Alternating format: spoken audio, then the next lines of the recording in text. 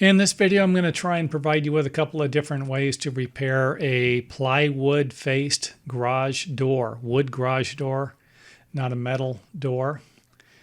The plywood frame doors usually are going to have a wider rail at the top or bottom, either a 2x4 or a 2x3.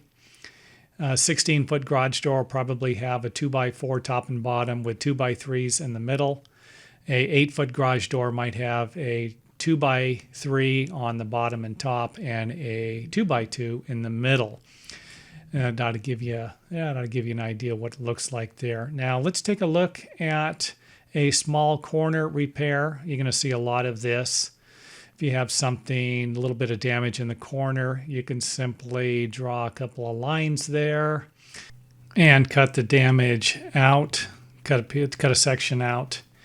And then, of course, you will need to block the section in so that you can refasten the new plywood and the old one together. And this is one way of doing it. I'm going to go over a couple of other ways, a couple other options here. You can see how the plywood, you just cut a little piece back in there and replace it. Another way would be to go all the way to the next vertical member. Cut it halfway on the right side, cut halfway on, then block it.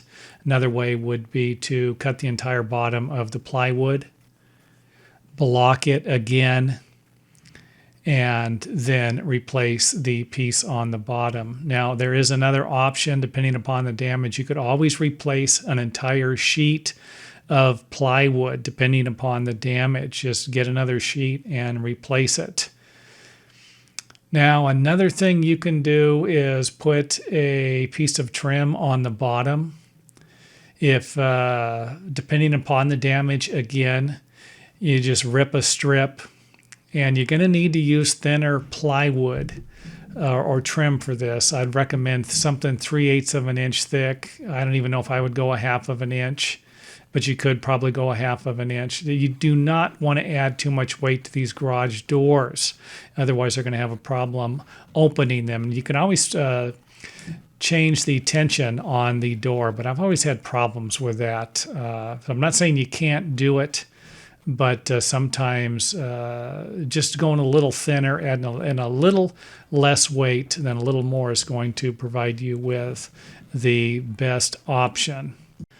Next up on the list would be to put some trim around the entire garage door and just to spruce it up. And like I said, depending upon the type of damage, you can put them at the top or the bottom. Make sure that you leave plenty of room at the top so that the garage door will still shut.